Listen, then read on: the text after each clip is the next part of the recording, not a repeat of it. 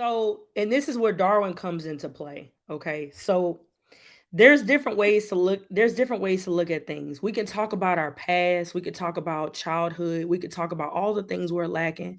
But it has to come to a point where you make a decision that you want to be better, regardless of what you are given or what you were not given.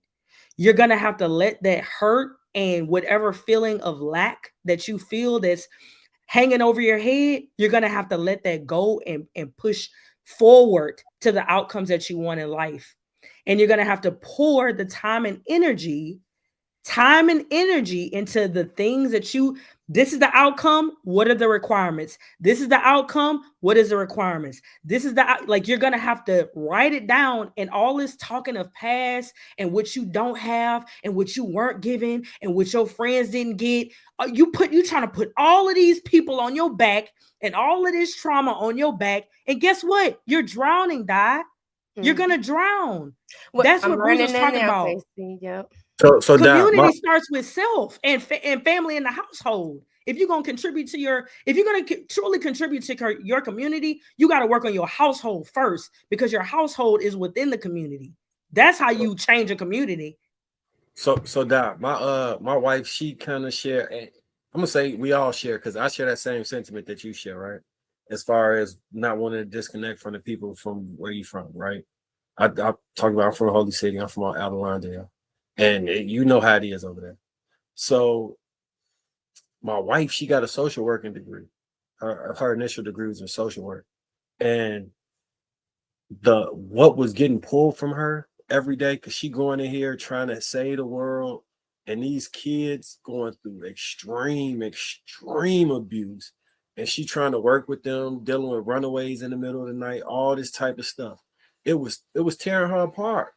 I'm like, so I this is the advice I gave her, and I'm giving you the same thing. Like Kasey said, to sum it up, you have to put your mask on before you can save anybody else, and get to a point where you're not going to be empty trying to help other people, because you kill yourself and them in the same. Any hope, I'm saying, any hope and help for them, you'll hurt yourself and them in that process.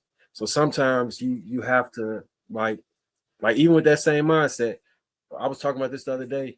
I kind of disconnected from some of the stuff I used to do because I had to focus on getting my three under five to a position where I feel that they got all the lessons they need, and they are emotionally equipped, intellectually equipped, and physically equipped to be able to kind of stand in the direction that I'm leading them in, and that I'm trying to impart into them. But if I kept trying to just run over here, and my kids would suffer, and ultimately the community would suffer because I would be putting out kids that would not be to the best ability, you know. So yeah, just put your gas mask on first. So before you move on to helping everybody else, try and just structure the things you want in your life, or the things you on your vision board in your life, to be the way that you can be the shining example of that. And then you can give the advice on how you got there without having to take from yourself and say, here, because you probably from the spit the pecan wheel. I buy a pecan wheel. I'm not getting two. I got to split it with my homie. You know what I'm saying? I'm gonna split this honey bun down the middle. If I get on, I'm gonna bring you with me. You not like that?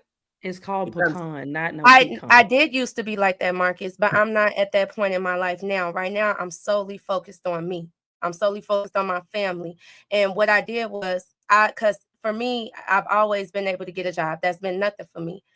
But lately it's been like going backwards. Like I couldn't do that. So I'm like, God, what's going on? Like I'm steadily applying, I'm steadily doing what I'm supposed to do, but I'm not getting the jobs that I'm used to getting. But I got different opportunities. I got opportunities to be a parent mentor. I got opportunities to do the PTO. Another lady just offered me another job where I can do that, but it still has to do with the community. So that's why I said what I said as far as the community. But I'm not putting everything into the community, if that makes sense. I am pouring into myself. And that's why I said right now, because I'm pouring into myself and because I'm learning how to get my family settled and myself settled first, how can I really give a man what he needs if I'm not where I'm supposed to be, if that makes any sense? And I'm not talking about financially or having a house, because maybe my husband is going to provide that for me. But I'm just talking about what you was just saying, like not worried about my friends. Like I tell my friends this all the time. They call because they're so used to me being there. I don't have that many friends no more because I had to pull back and tell them, no, I can't answer your calls. No, I got to make sure I got my daughter first. Like I'm her only parent right now. Like, you know what I'm saying? I have to make sure my household is cool first. Like that's what I'm like kind of focused on. But unfortunately, like I didn't think I wanted to do the community. I didn't never thought that this is something I want to do. I want to be an accountant. I want to do something that brings in money. I didn't want to do nothing that's paying what I'm getting paid for right now.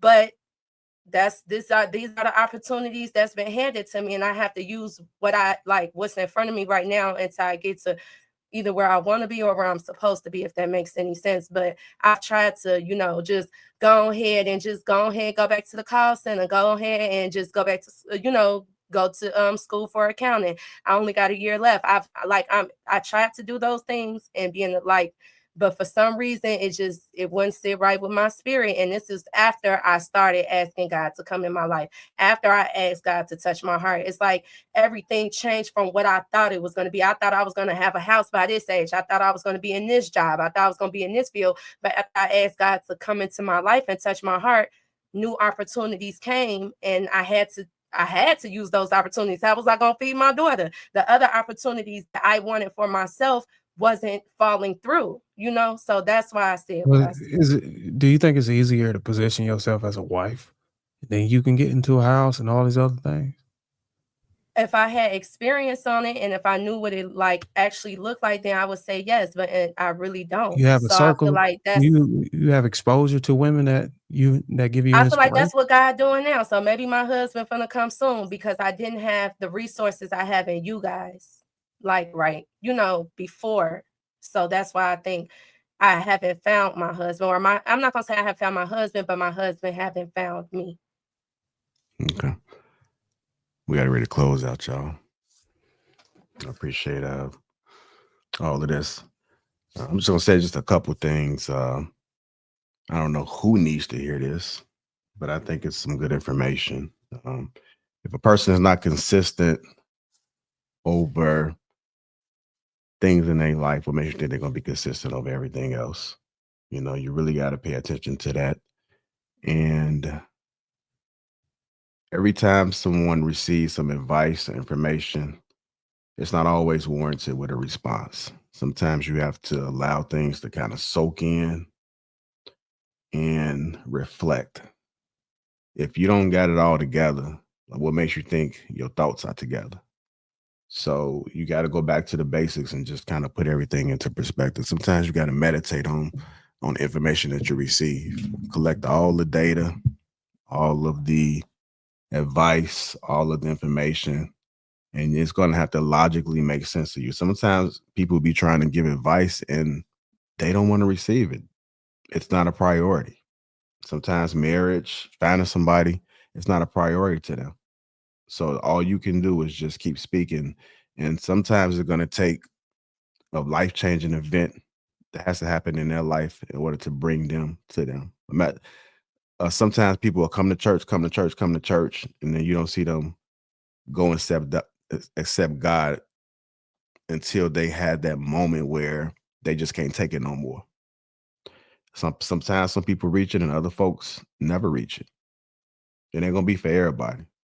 But I had a conversation with Sweeney before, and you got to keep preaching the message. I think that's your duty, is to make sure that you keep preaching the message and trying to save whoever wants to be saved. But you can't force people to change. You can't force people to do something that they don't want to do.